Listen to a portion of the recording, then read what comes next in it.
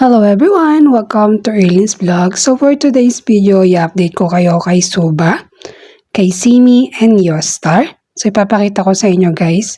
So about naman dito kay Suba, kung meron kayo mga problema sa details ng inyong mga withdrawal, pwede nyo po ako i-PM dito kay Erlin's Vlog.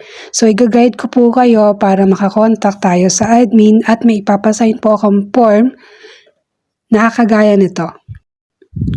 So kagaya niyan, yung form na yan yung ipapasa natin sa admin para ma-change yung inyong mga withdrawal details na mga mali. So just in case na may problema nga kayo guys, ito nga po yung ating page. Diyan nyo nga lang po ako i-message o kung may mga tanong kayo na alam ko at kaya kong sagutin, pwede nyo nga pong ipagbigay alam. So muli po ako nagpapaalala dito kay Suba na kailangan sa loob ng 30 days ay maka-withdraw kayo para hindi siya nag-expire yung inyong mga task. So kung nakikita nyo ako ay may 1,000 lang per hour o per 2 hours. So 500 per 1 hour yung task ko. So again, dito naman tayo kay Simi. Si Simi po ay ang minimum withdrawal niya ay 70,000 katumbas ng $10. So dito ay pwede rin lalaki at pwede din babae. So ang daily na nakukuha na points ay 600 plus extra para sa mga plus extra 100 plus kung maupo ka sa panel ng isang agency. So meron din nakukuha dito na upgrade para sa mga host. So ito ipapakita ko sa inyo guys. Ito yung bago niyang update sa mga host level na kailangan letter C, letter B, letter A, mga ganyan, kineme. So nakikita nyo ito yung aking task. So, hindi rin ako upgraded dito. So, daily routine ko lang mag-set at mag-invest ng time para makakolek ako ng mga coins. So, kung nakikita nyo, ito yung host level dito kay Simi. So, may nakukuha din dyan.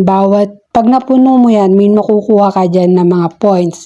So, ang gagawin kasi kapag nakakuha ka ng points, minimum $35 is equivalent $3.5 or something na ganyan na ma-exchange mo into amnesty. So ito ay mabilis lang din naman siyang magawa kasi 1 hour lang siya. And kapag new user ka, kailangan mo lang din talagang mag-recharge. So ayan, nakaset na tayo for Suba at kay Simi. So dito naman tayo kay Yostar. Si Yostar po ang pinakamalaking audio task ko for this time, na meron siyang 2,000 daily in 2 hours. So, dito kasi hindi mo na kailangan mag-live.